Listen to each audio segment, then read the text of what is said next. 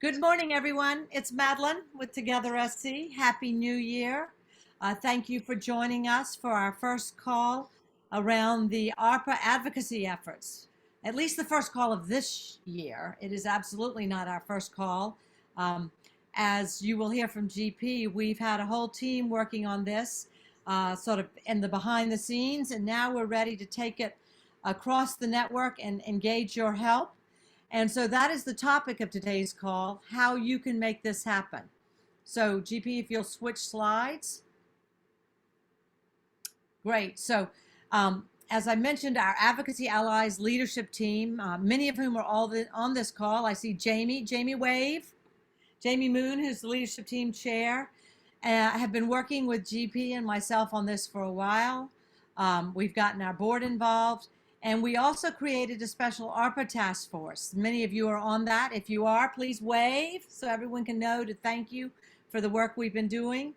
And so next slide, as we move forward, we are asking you today to help us engage. We've got a number of ways that you can engage. Our goal for this call is that by the end, you have the confidence, the knowledge, the resources you need to outreach, whether that's signing the group sign-on letter that has over 130 names on it. Our goal is 200 by this Friday that we will be sending out, whether it's by contacting your local legislators, either individually through calls or your regional delegation meetings or letters. And you're going to be hearing from your colleagues that have been doing all of the above around the state, whether it's about writing it in your newsletters or on social, whether it's distributing a summary PDF that we have for you, or activating your constituents through your own newsletters. Even chambers of commerce have been supporting some of our nonprofits. And we have op-eds that we're able to help you, and the United Way Association Public Policy Day is now February 16th. So those are just some of the action calls we're hoping that you will undertake and feel comfortable to do so at the end of this call. So with that, let me introduce GP Mcclear, who is the Advocacy Allies facilitator for Together SC, has been working with us right at a year, GP. Happy anniversary. Thank you for all you have done this year. It is, I'm sure Jamie and everyone on our team would echo my appreciation for the work you've done in helping us get this far.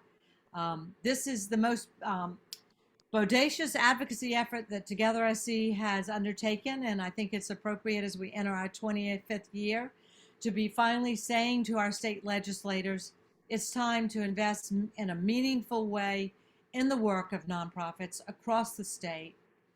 And if it's not done this year, when they have more money than access to more money than they have ever had before and will probably ever have again, it's not going to happen. So this is the time for us to make this happen. So GP, will you catch people up on what we've been doing and tell them what's ahead? Of course. Thanks, Madeline. And if there's anything in the chat that pops out that needs immediate attention, please interrupt me, either you, Jamie, or Alex. Good morning. I'm GP Mcclear with PCAN Public Relations and Advocacy Allies Facilitator. I'm also a nonprofit leader as well. I run the South Carolina Arts Alliance that does all the advocacy for the arts across the state. So I'm right in it with y'all, wearing all of the hats I can. Like Madeline said, today's goal is to give you guys a little bit of, this is an all-member briefing. This isn't just for our ARPA task force that we've convened. This isn't just a pure legislative update. This is hyper-focused on ARPA to give everybody the same set of talking points, get everyone sort of on the same page, level playing field for all of our nonprofit leaders and allies across the state, so that as we turn this switch on for really big advocacy work across the sector, that everyone has the same knowledge to work with. We are recording this so that you can share it with others. A lot of the resources that we reference are available right now on our website. And we're also happy to help you out one-on-one with anything. So we're going to go through a little bit of background. We're going to go through what the proposal has been to the legislators that we have started putting out there, and many of you have seen with the sign-on letter. And also, as Madeline said, some advocacy actions that can be taken that you already saw, but we'll hear from some folks who are doing this across the state already. So that's what we're doing today. So first, we're starting off with some background on how do we even get to today. Together SC has an advocacy agenda that was adopted by their board a year ago this month. And the number one priority for Together SC to take the lead on was relief funding for nonprofits. At the time, the governor had put in his executive budget. This is in January of 2021. He had put in his executive budget proposal, $123 million for small business grants. Of course, we wanted to see that be expanded for nonprofits. American Rescue Plan Act, ARPA, was signed into law in March of 2021. And that provided $350 billion for every state and every local government across the country. And then South Carolina's state share was $2.5 billion. That does not include what your local government got. That does not include what your county got, nor does it include school district funding and a bunch of other funding that channeled down to the state level. This is purely the state local coronavirus relief fund that was a part of the American Rescue Plan Act. So South Carolina has $2.5 billion to allocate and spend by 2024 or to 2026 for certain infrastructure projects. And this money is fairly flexible. And we'll get to a little bit of how nonprofits are eligible in a second. Once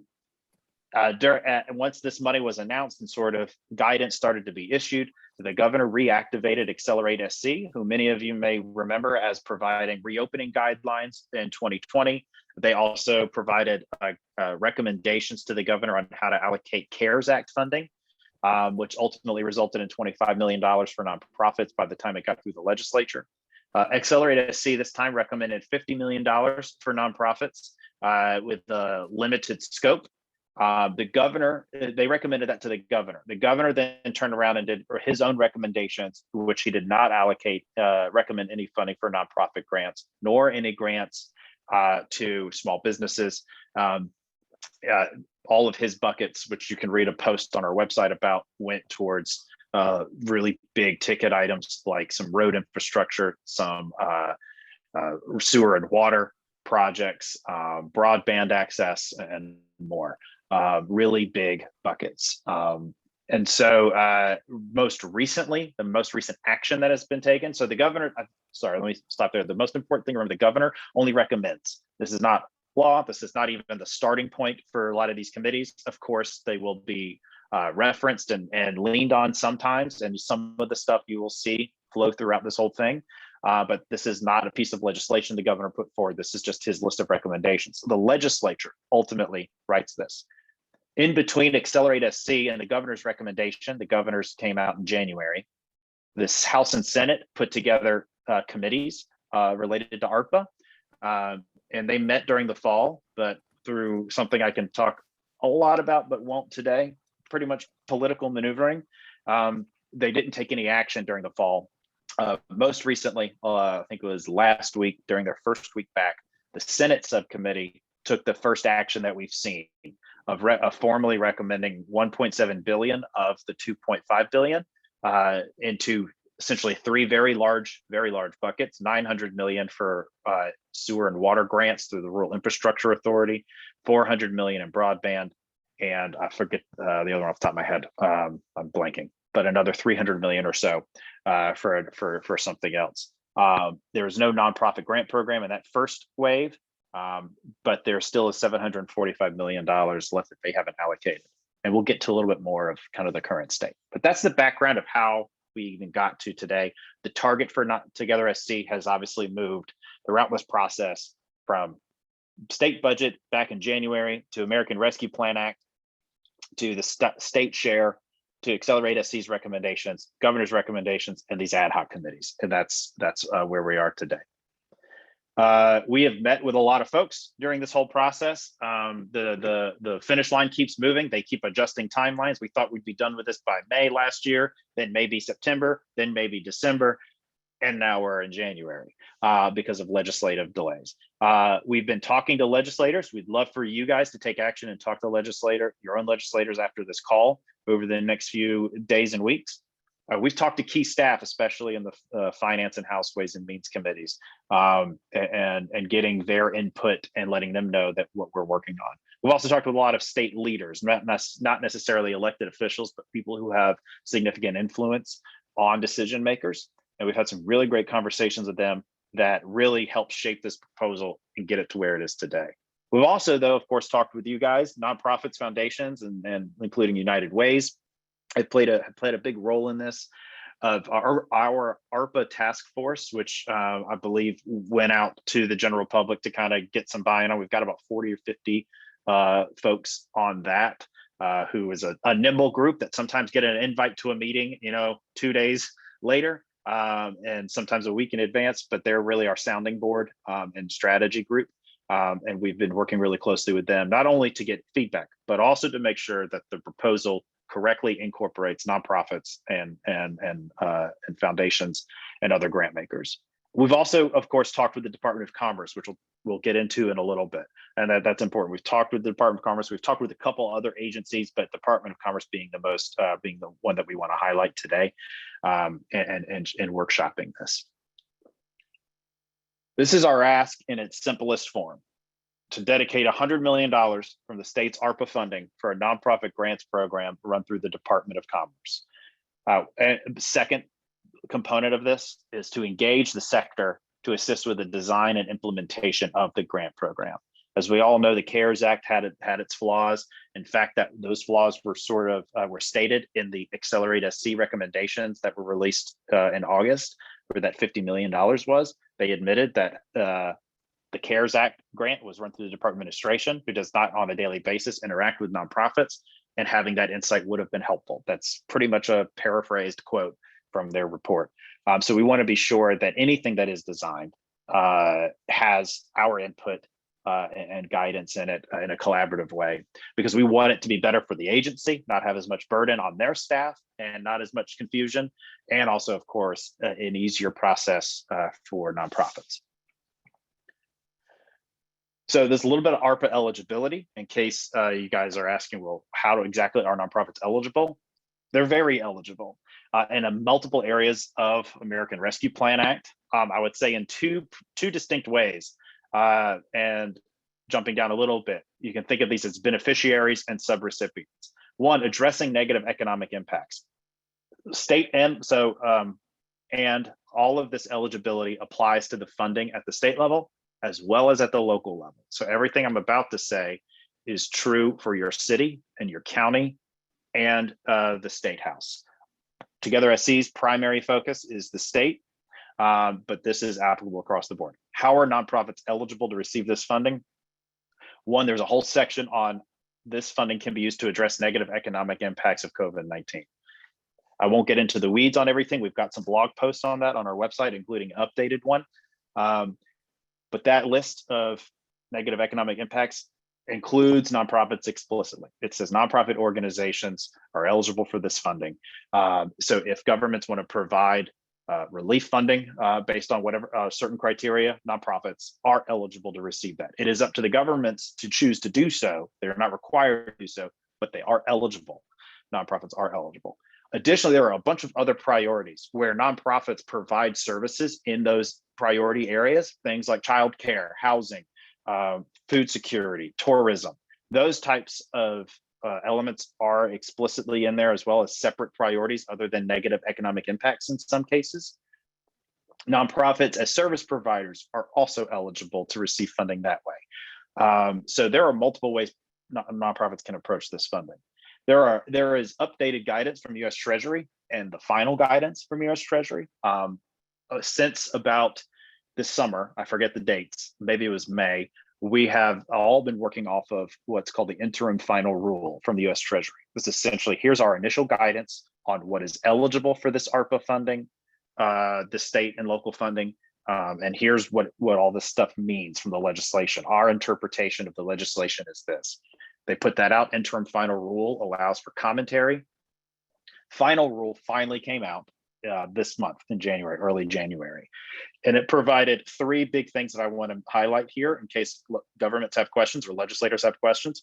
One, in some cases, the interim final rule, the draft version of guidance, had nonprofits, it had businesses. Every time it mentioned small businesses, it did not mention nonprofits. And some local governments in particular were therefore discounting nonprofits as eligible for some things because they weren't explicitly stated as being eligible. That has been corrected. Essentially, the guidance now states nonprofits are businesses. So every time a small business is eligible, most likely 99% of the time, I believe, or all the time, nonprofits are also eligible. The difference between beneficiary and subrecipients was clarified. So this is pretty much the first 2 points. If you are a nonprofit seeking relief funding, you've had lost revenue, you've had hits to your donations, you are seeking relief funding, you are a beneficiary of these funds. Nonprofits can also act though as subrecipients, meaning you provide a service on behalf of the local government to address impacts of COVID-19. So essentially, a nonprofit can give you a grant and a contract to do X, something in food, something in housing. So there are multiple ways to approach this funding, and that has been solidified. The one thing that I want to note for those of you who may be thinking about local government activity, that this is pretty important. The final rule actually gives local governments a lot more flexibility, which could be good, sometimes could not be so good in terms of advocating for your case. Local governments have the ability to claim revenue loss as a part of ARPA. So let's say your city is getting $10 million from ARPA, the set amount. You originally had a formula to go through. You plugged in some data and you said, okay, the Treasury Department says I am eligible, that I've lost $3 million in revenue. So I can claim that. And so now I have 7 million left over and 3 million goes into my bank account. There's still some restrictions on that 3 million, but it is a lot more flexible, including things like roads, which aren't strictly eligible under the other funds. If this gets confusing, we have a blog post on it. So the change now is that local governments can claim up to $10 million as a standard, called like a standard deduction.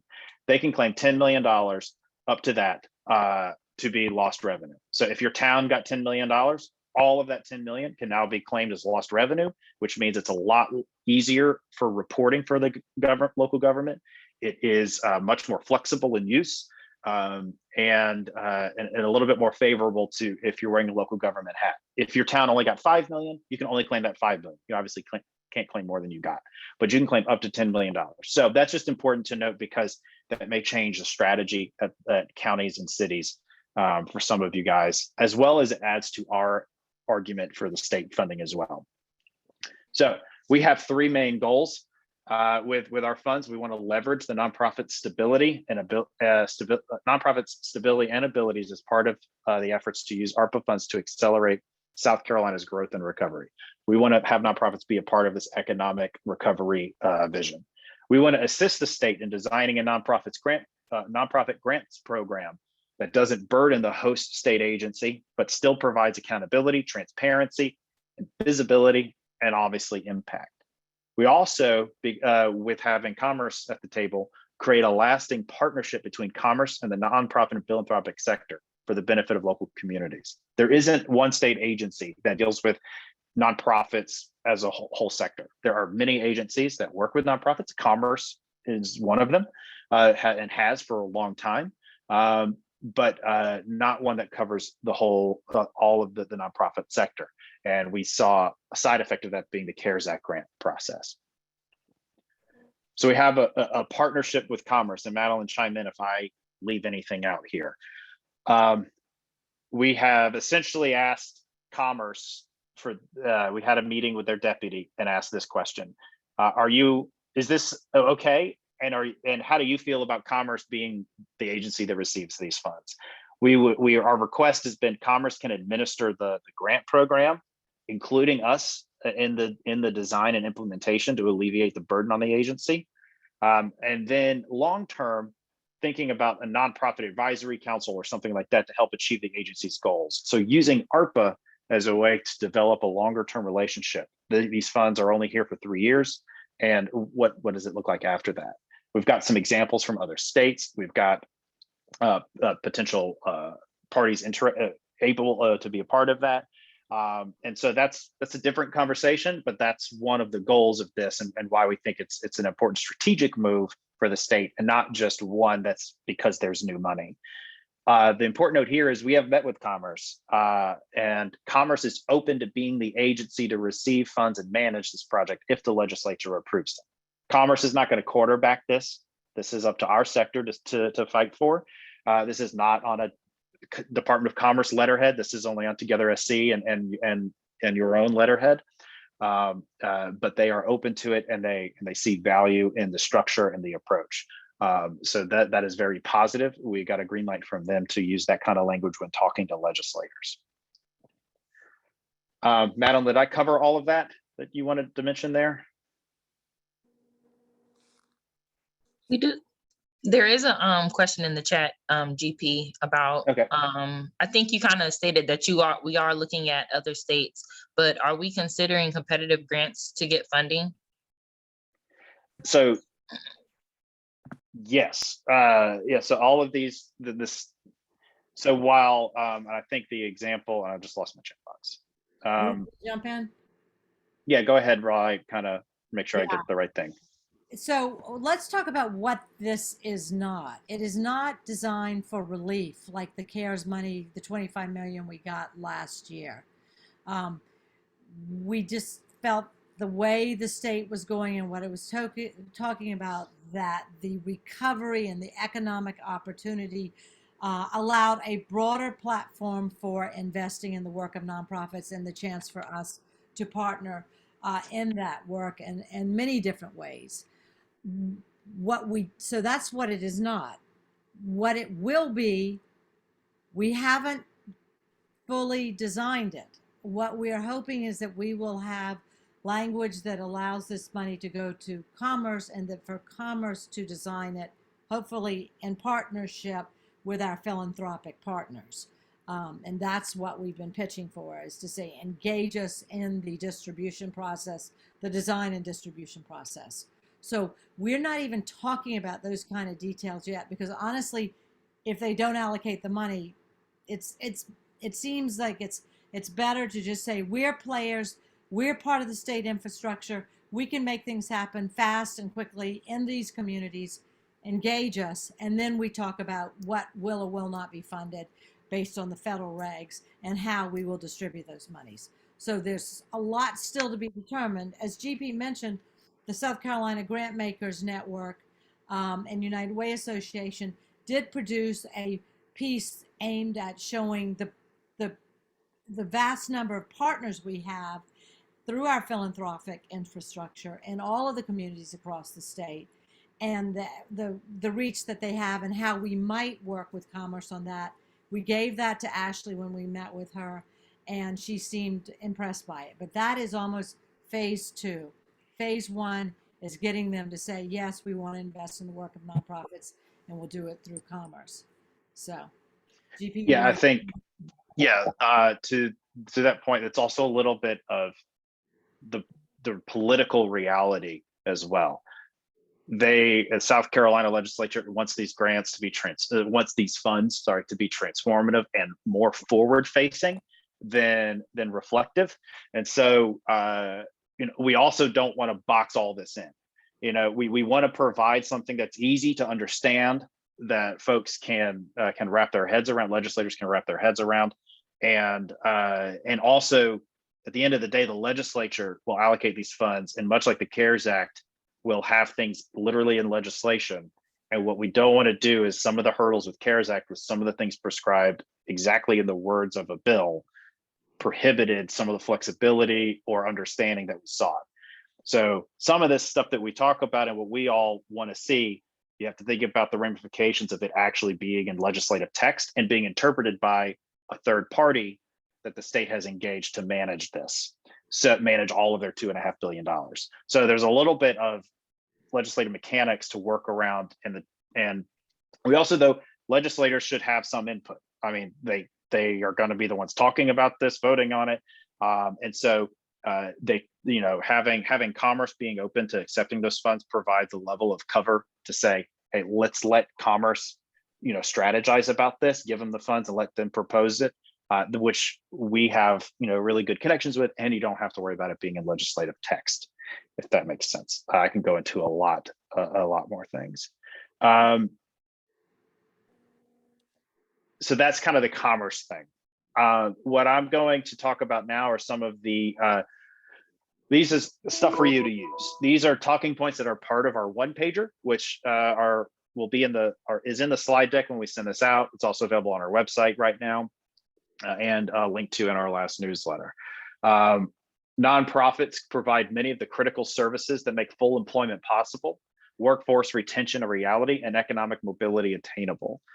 We've talked a lot with the long laundry list of folks that we've all talked with about how nonprofits help make communities stronger, and that's been the successful look at this that we've gotten really good traction with. Is look, let's talk about the workforce, the major employers, large employers having issues because they can't find that the childcare access is a problem.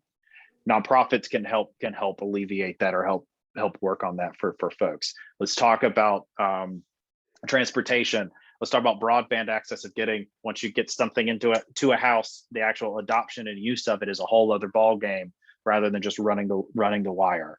So we've got, the sector helps really make the economy churn, and that's been the case. That's been the pitch that we've had. Grants will provide access to funds at the local and regional level, ensuring greater equity for communities lacking in support of these critical services. We've been engaging the philanthropic sector and having them a part of the conversation because the philanthropic sector, for the state's point of view, could be a very good untapped resource that the state hasn't leveraged before. Of familiarity with local nonprofits and leadership and the dynamics of a community and the needs of a community, understanding best practices and grant making, and helping with that accountability and reporting mechanism, being used to that at every level. So if you leverage that local lens when designing and implementing this program, you'll have, I think, we'll have a better equitable reach across the state. And also, just logistically, not every city and county will be offering nonprofit grants. This gives the state an opportunity to fill those gaps in communities that may only be getting $25,000 in ARPA funds, that don't have the ability to grant these funds out. Then this is a way that the state can help alleviate that. It's also simultaneously, the flip side, a way for the state to incentivize it, of providing the ability to match these grants and make the impact stronger locally. While other ARPA priorities will require long-term planning implementation that could take years, this program would deliver funds directly to communities and be put to work within months. One of the things that we had a communication with a state senator about, who sits on the ARPA ad hoc committee, was all the stuff in that $1.7 billion bucket they did were really big projects that require time and planning, which is fair for them to kind of get those out of the gate first, because there's a logistical issue with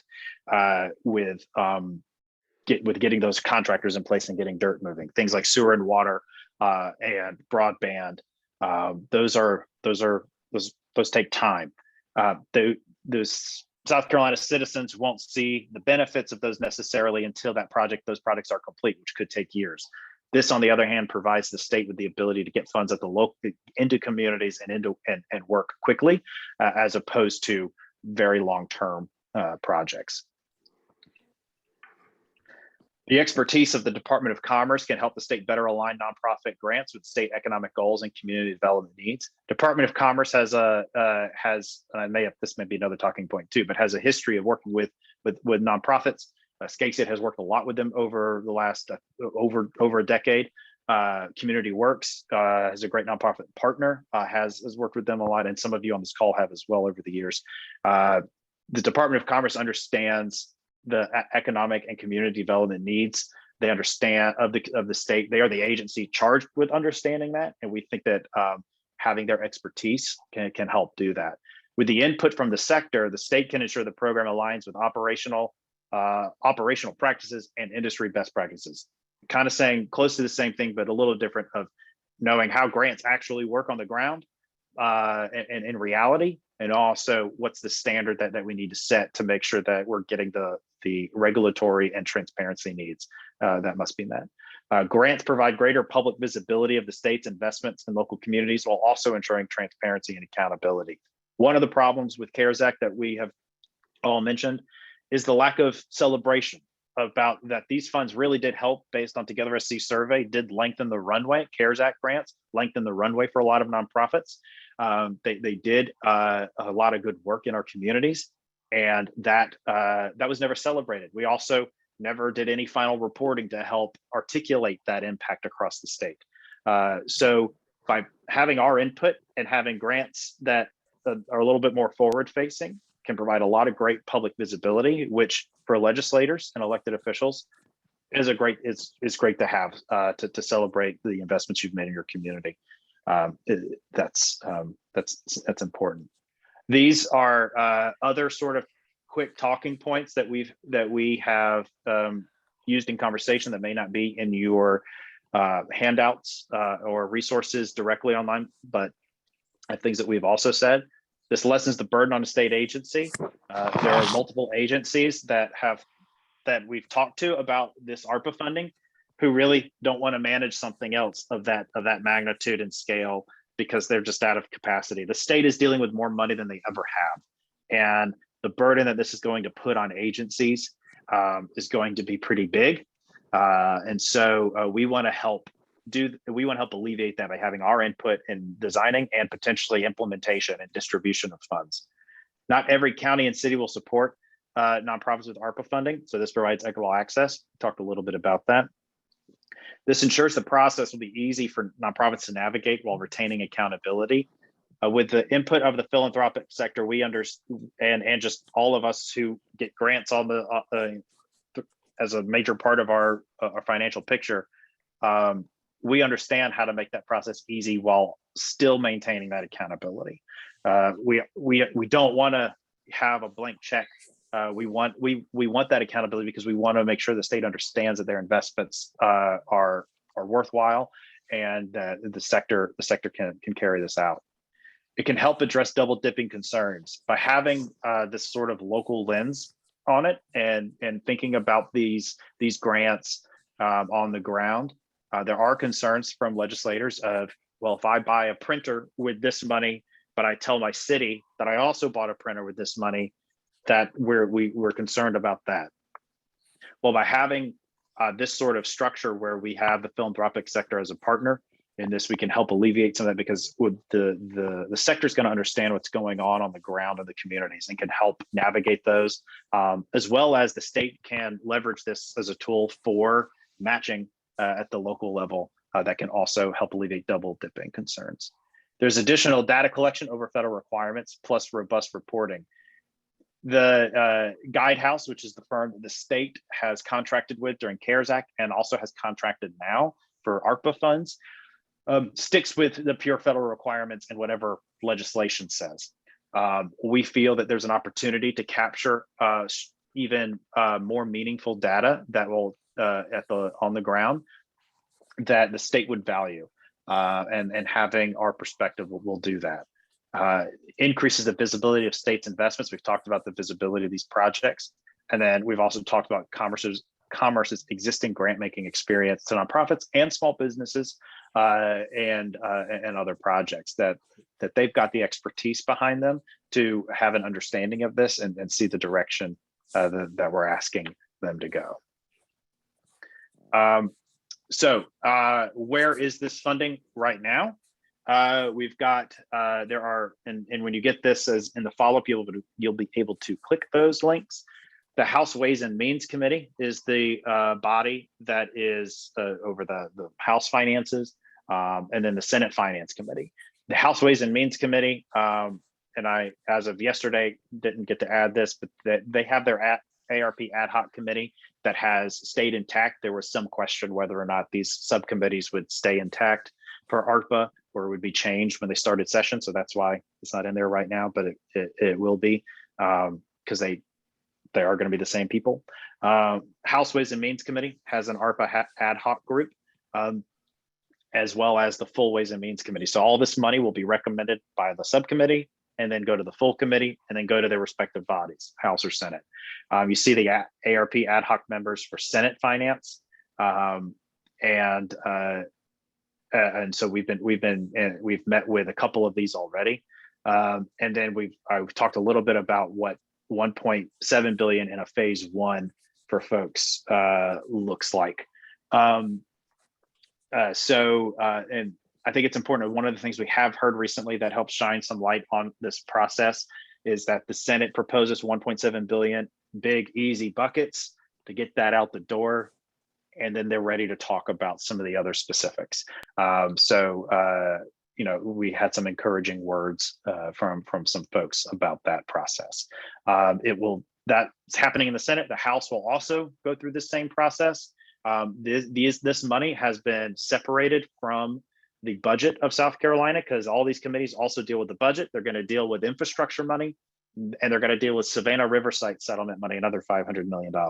And then you've got the state budget, which may have up to $2 billion in new revenue to work with. So, like we said, there's a lot of money flowing around here, but this ARP money will be its own little vessel that goes through, and that's what we are targeting. Madeline, do you want to jump back into the take action and the comments from some of our folks doing things, or are there questions that I need to run through because I have not shut the chat? I think we're fine on the questions. I have said please share them in the chat again. I do want to take this time to let you hear from your colleagues that are already at work and see if that inspires your action and helps to make you comfortable doing it. I think and I'll call on you and you should be able to unmute. I think I'm going to start down in the Low Country. And Scott, if you will talk to us about your conversation with Senator Davis, Tom Davis. Yeah, so good morning, everybody. Scott Weirman from the Community Foundation of the Low Country. Had the opportunity to meet with Senator Tom Davis, who's an attorney in Beaufort, last week.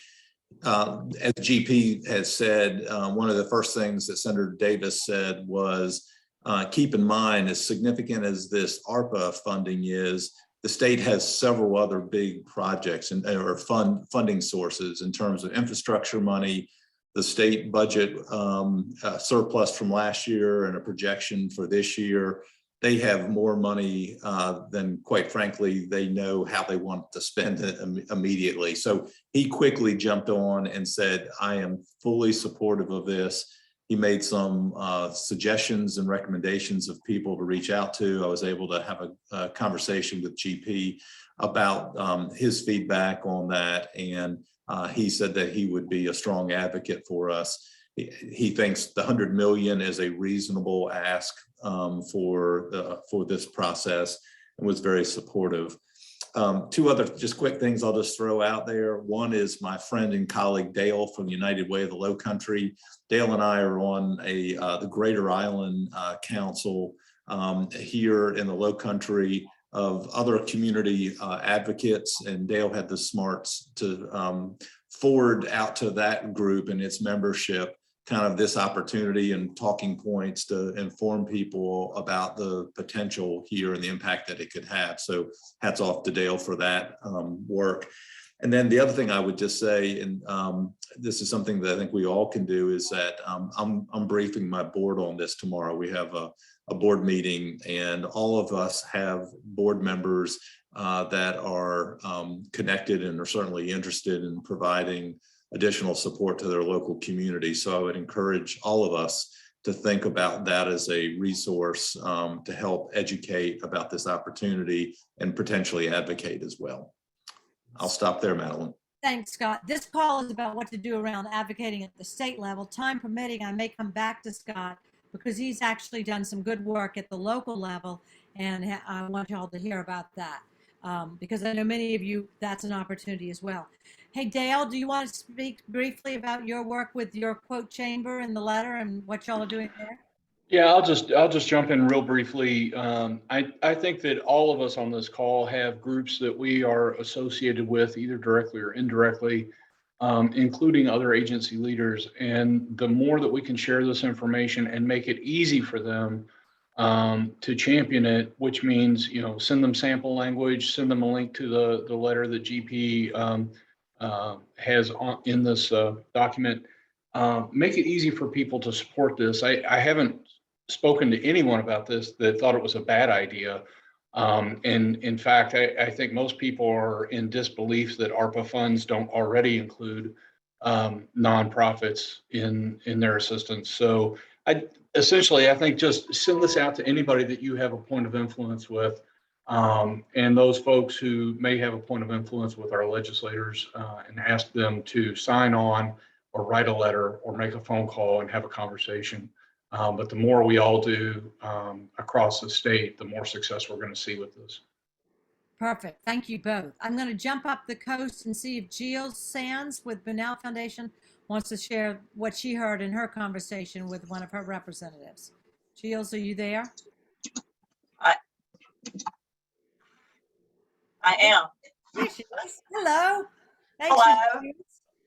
So I had a conversation with Representative Lee Hewitt, who represents the Waccamaw Neck and parts of Horry County and parts of Charleston County. And he's actually on the Ways and Means Committee and on one of these committees. Just a little background on him. We put him on our allocation committees for like 5 years running before he ever was on, before he ever ran for public office. So we've been training Lee Hewitt up for years.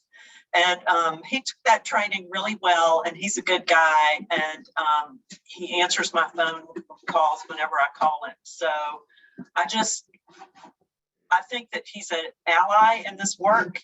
I just need to give him more information, and this will be helpful. I mean, we've had the initial conversation, but this will be helpful, this one-page thing. I can also reach out to Greg Hembry from Myrtle Beach, who's the senator, but I don't know what committees he's on or anything like that, but I do have a connection with him. Absolutely. And if you have questions like that about where your representatives are working and what's the most effective way for them to engage, please text or email GP or I, and we can help you think through that. Susan, do you want to share a little bit about what the grant makers are doing and what you're doing in Lancaster? Sure. Good morning, everybody. First, I just want to say thanks to GP and Madeline. This is outstanding. This update is so helpful for all of us. I think what I want to do just to kind of give a framework for my remarks is ask everybody to think for the long view here. While this happens to be about ARPA, this is actually in some ways so historic around the opportunity to be a partner with government. As GP pointed out, sometimes elected leaders don't necessarily think about the nonprofit sector as small businesses or sub-entities. So I'll start with something that ARIS did last year. We created a clearinghouse, a publicly available guide, just to help elected leaders know what's in the bill themselves. So that's available on our website, and maybe one of my colleagues can put that in the chat. We've been talking to legislators on a regular basis to just be helpful to them as they convene their bodies and think locally and at the state level about how to even approach decision making. As GP said, there's so much flexibility with this funding, but think with the long view in mind. That's the conversation we're having with our elected leaders. And I think the second thing I'd say to each of us is, while this is currently about ARPA funding, as GP said, there's so much money available right now. Legislators are really looking for us to be helpful, proximate folks in the local communities to say how we can help them. So if you imagine that an elected leader is getting all kinds of phone calls about needs, you each have a voice to amplify those needs. At Grant Makers, as you all may know, there's a group of grant makers. Jeff McCormick is our leader here on the call today. We meet on a very regular basis to think together as funders. As Madeline mentioned, we have developed some initial guidance for that phase 2 once hopefully the money is at Commerce or whichever state entity the legislature chooses. We are asking for support at Commerce. We're here to help them again with guidance and support because we believe decisions closer to the local level and closer to the sector matter. I think I'm just going to I could go on, but I think Madeline, in my mind, this is a historic opportunity for the nonprofit sector to be known as a partner for good to government, because we can be very flexible, we can be fast, we do funding, and we do relief and recovery efforts on a daily basis, very proximate and close to the need. Thank you, Susan. And I would amplify that. I think if you're saying, well, am I going to get any money? How does this tie to the work I do? We don't know. You know, I think we're not saying this is for X nonprofit or X cause. We're saying that it is for bringing the sector in to partner in the economic recovery and development and growth of our community. And as you are having your conversations, I would encourage you to tie your work to that, whether it's the ways you build quality of life, whether it's the ways you support workforce development, whether it's the ways you make sure that what we do is equitable and inclusive of all. And I think those messages really give the bandwidth to cover pretty much everything we're all doing. And the other reason I would encourage you to advocate on this is several years ago, we did a little recon talking to our legislators saying, what do you think about the sector, you know, as your partner and work? And for many, their perception of us was that we were pigs at the trough, was literally the term used, that we came to them when we wanted money for our individual organizations and the work we were doing. So while this is still about asking for money, I think it is about saying we're a collective, and my organization individually may not benefit, but the sector will benefit, our communities will benefit.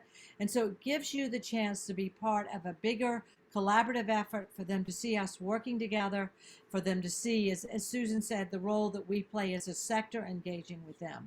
So I would encourage you to tie it to your work, but not make it be all about your work and funding of your effort, but a broader role to play in that. With that, Catherine, can you share what the Nonprofit Alliance has done up and what you're thinking up in Greenville? Certainly, yes. Good morning. I'm Catherine Puckett with the Nonprofit Alliance. And very simply, we've just shared this information that Together SC has created. It really was put forth in such an easy way to take action that we shared it in our newsletter. It goes out to about 700 email addresses that are related to nonprofits in Greenville County, as well as funding agencies in Greenville County.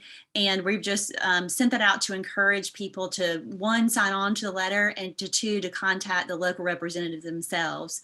We will be meeting shortly to see what else we can do to meet with our local representatives. I know that GP mentioned earlier that Senator Turner and Representative Bannister are key in these decisions. And so we'll be able to communicate with them and kind of mobilize the nonprofits folks here in Greenville County. Thank you, Catherine. And Catherine took what we did, but she did it so lovely in their newsletter. So any of you that have newsletters or email distributions that want a sample, we'd be glad to give you, either Catherine said she would share, or we can give you something else. But please, newsletters and getting it out are an important first step. Hey, Emily, United Way of the Piedmont and United Way Association, can you talk a little bit about what y'all are doing? And then maybe, GP, you could talk about the meeting we had with Senator Alexander. Hey, Emily. Good Nice morning. to meet you. We haven't seen each other yet. Nice to see you virtually. I have a message from Naomi of the United Way Association of SC and Paige. They're both at Leadership SC today, so I have updates from them, and then I can talk about what we'll do locally. So Naomi echoed Scott's mention that this potentially, what she's hearing on the ground, could be that if we can't get this through ARPA, there's potential for it to come from the general budget. That's what she is hearing in Columbia. Still unconfirmed, we're waiting to see what that could be, but that's just some whisperings in Columbia. So we will gather as United Way associations in Columbia. It was supposed to be today. It was moved because of the storm to February 16th. So in the meantime, we'll be shifting to a local outreach approach with individual legislators from our areas and regions. And at this point, we will figure out the approach, whether that comes from the general budget or the ARPA funds, but it does sound good from what I can tell. And so on an individual basis, United Way of the Piedmont, I'm working with our donor relations folks to push this out to our donor networks. And I have access to another organization, Spartanburg Academic Movement, because my position is shared. So I'll be engaging that as well. And that is our quick update here from Spartanburg. Thank you, Emily. So appreciate it and welcome. Yeah, no, the more collaborative we can be in this, whether it's a shared letter or a group call or a presentation at your regional delegation meeting, I think that also sends a really strong message. Speaking of that, I see we've got a couple of people with the Father to Father network on here. I see Pat, but I would think I want to call on Tom, because Tom, you've been doing some outreach. Can you share with us what you've heard? Yeah, so hi, I'm Tom Swansker. I'm the CEO here at Father to Father. I've had conversations with Senator Sean Bennett, Mark Smith, and as well as Representative Dion Tedder and also Representative Latoya Lloyd, and they're all on board with it as well. And they feel that it's very encouraging and feel that nonprofits really should speak their voice and really get that money out there. So they are definitely on board on funding what is needed for COVID relief or for down the road, what's needed for nonprofits to be successful. So the conversations that I had with the four of them, and then an email that I sent to them, but we're all in constant conversation about it and keeping us up to date on what's going on. Thanks, Tom. And My pleasure. I would encourage any of you that are part of a statewide network, whether it's the Habitats, the Child Advocacy Centers, the Father to Father initiatives, where you can, as a group, advocate for this. I would encourage that to consider doing that if that's possible. And I don't know, Nancy, with Habitat, if you want to share anything about what y'all are doing. We haven't talked, but I did see you on the call. I think you're on the call. Maybe we lost her. I know we're getting close to the end time. I also know that the folks at the Lions Vision Group have done a lot of outreach. Anyone online? I think there's several people with the Lions. Does anyone want to share from what y'all have been doing? Okay, we're getting into the people that Belle, Dean, I'm going to call on you guys to see if you want to share, because y'all have been talking about things. Okay, I didn't have everyone. Madeline, I'll be happy to share real quickly.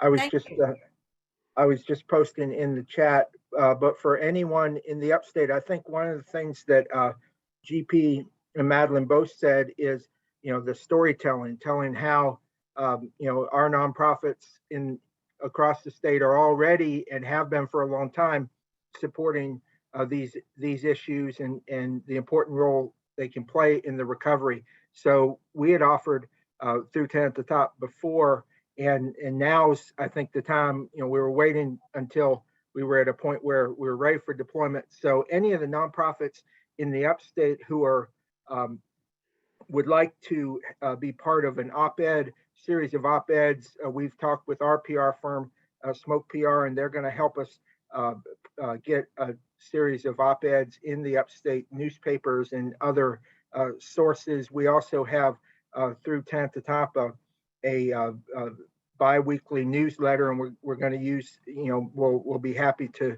post some of the op-eds in that as well. And if anyone else has similar mechanisms, so we can share not just about the need, but about that upstate or that nonprofits in the upstate and across the state have been here and are ready to be part of the solution in this. So I'll put my email contact for any nonprofit from the upstate that is not already that I don't already work with, although I think most of the folks on the call we're already in conversation. But I'd love to have 4 or 5 or 6 different organizations that are willing to do an op-ed, and we can spread those out over a series of time to help kind of elevate that conversation as those who are on the ground are working with the legislators. Thank you, Dean, and that's perfect. There's one other thing, groups. If you're already a grantee of Department of Commerce, as is a number of people on this call, to reach out to your staff contact at Commerce to say, hey, we know about this. We thank you for being willing to accept it and work with us if we can make it happen.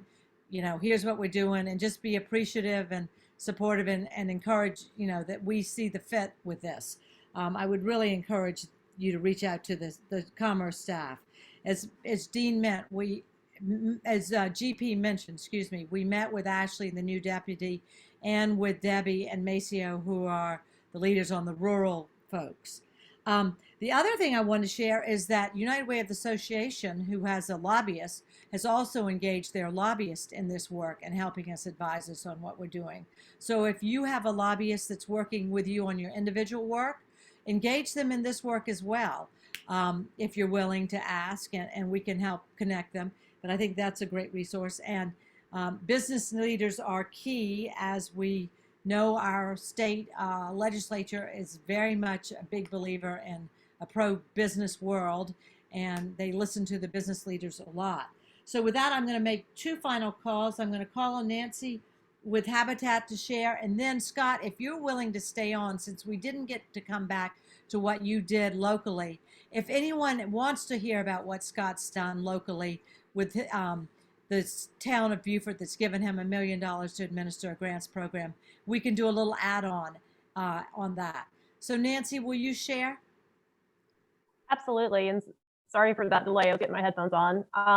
To be really quick, because I know we're tight on time, Habitat across the state, our state organization supports 29 local affiliates, and what we've done is ensured that we've pushed the messaging out from the state level to the local efforts so that we're including it, making sure that our affiliates are all getting signed onto the letter, that as we are taking a structured and strategic approach to our advocacy efforts this year as a whole, that recognizing that this Together SC and nonprofit support via the state fiscal recovery funds is part of that strategy and part of that conversation that we are having when we were meeting with key stakeholders and or legislators as appropriate. So it's something that we're taking a very coordinated effort and making sure that it's not something a standalone, but it's something that's becoming part of our messaging as an entire network. Thank you, Nancy. I appreciate that. With that, it's okay. I just want to, as we roll through the hour, and before we get to Scott, just want to make sure people saw in the chat that all of this is available on the website, all this, these materials, except for this presentation, which will be up there at some point, but is not right now, togethersc.org/advocacy. And you can expect a follow-up email with a recording of this call, as well as another, we're going to do one more e-blast to all Together SC members for the sign-on letter, because the deadline for us is going to be Friday, because that will then go out to key folks at the State House by Monday. So just want to give everyone an idea of what the process is. So with that, thank you, GP. Thank you, everyone. It's just going to take a team effort to make it happen. But even if we don't succeed, we will build relationships and build partnerships for the future. And I personally think we are going to succeed because of your relations and your hard work and the trust your communities have in what you're doing. So thank you all. We're here to help, and let's make it happen.